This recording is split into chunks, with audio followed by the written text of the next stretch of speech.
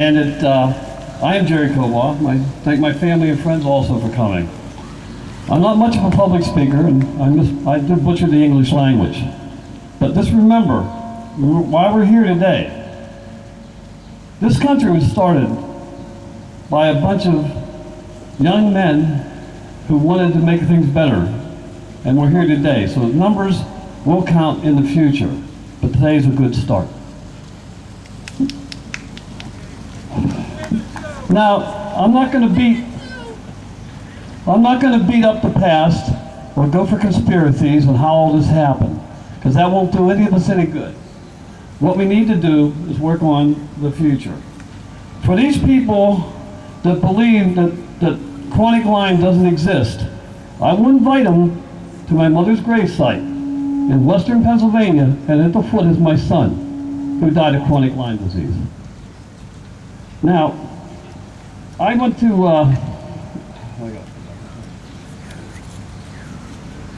we're in a small battle, okay, and I like a good fight, all right? We're battling, we have love, peace, compassion, and we have education. We have the things we need to win this battle. We're fighting arrogance and ignorance and big money, all right? So you have to get their attention, all right? And you can see my son, he was a Tea Party guy, all right? And they got people's attention, all right? And that's what we got to do. If everybody in this country who's been affected by Lyme disease told 10 friends, we'd have enough to remove everybody out of office that doesn't want to listen to us. Now, that's what you have to pass. This is what we have to get across. You're with us or you're against us. If you're with us, we'll stand behind you 100%. If you're against us, we'll help you find a new job in 2012. And this is how we get it done. Thank you.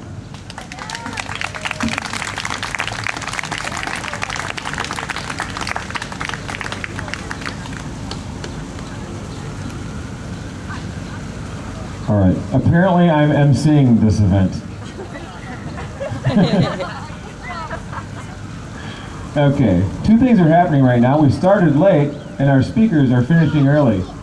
So we should be back on schedule real soon.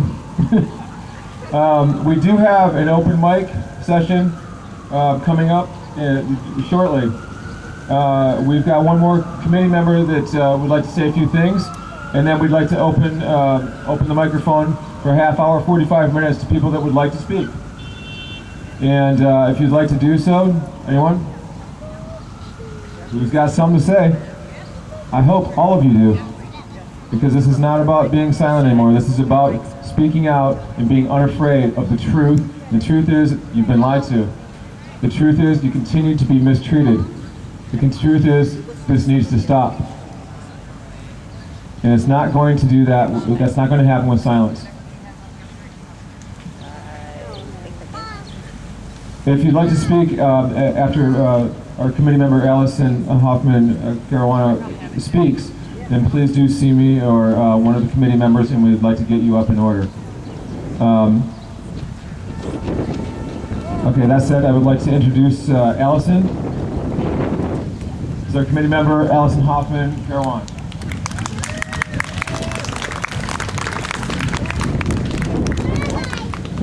I'm here today not to represent myself, though I do suffer from chronic Lyme disease.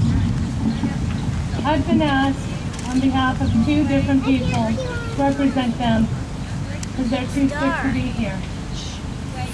In front, you'll see a picture of a young man. His name is Max. Max writes to me, "Hello, I'm Max and I live in Portland, Oregon. I was a strong, fit, athletic, happy person that enjoyed the outdoors and had many great friends and family. Only recently I found out that I had Lyme, and I've been struggling for 6 years with it now. I've been going from doctor to doctor, spending thousands and thousands of dollars trying to find the main cause of my illness, which he knew was Lyme. He finally had seen a doctor that was able to confirm his suspicions.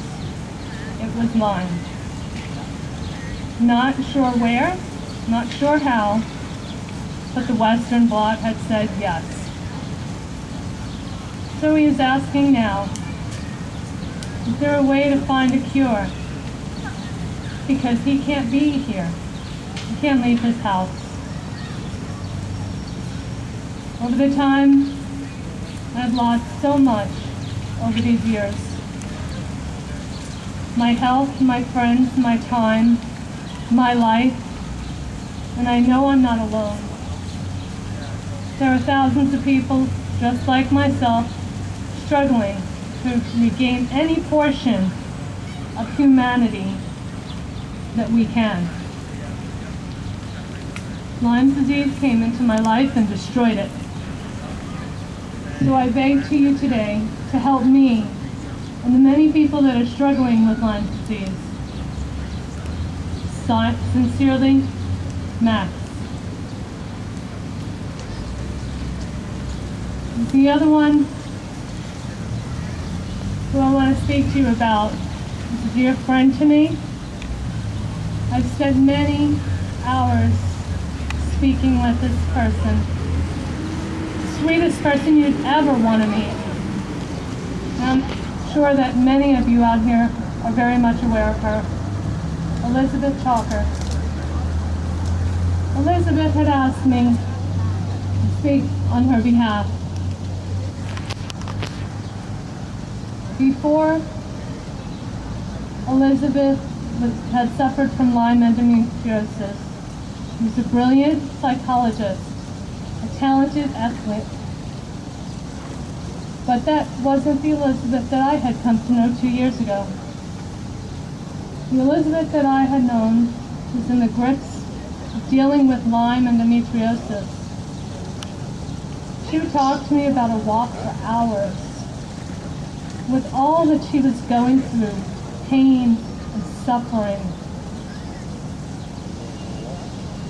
she always had the sense of joy, of spirit, to fight, to never give up.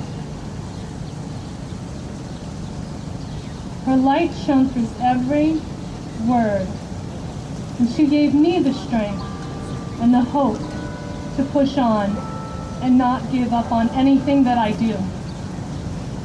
Elizabeth may not be here physically, but I carry her in my heart as many others do. Pushing on for patients' rights and proper treatment. That's what Elizabeth would want us to do. She is a sweetheart, faithful, amazingly spirited, incredible loving friend, and an inspiration to thousands. I happen to have been one of those that have spoken and shared stories with her. But even though others have not, Elizabeth has shown each and every one of us through her sites, through her contribution sites, she still wants to fight. She can't walk. She can't talk. She'll hit a button to let you know on her phone, to let you know that she's still there.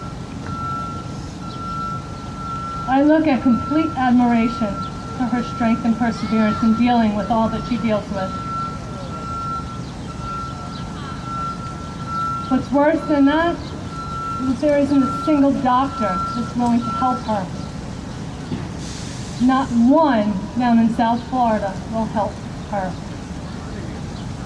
Corey Cameron, who is now considered her adopted mother, because her own family has left her. All of her friends have left her. Her church has abandoned her. I miss so much hearing her voice. but Corey speaks to me for her. Today, last week Elizabeth had sent me a message to Corey asking me to put down red roses. Not white for her, but red.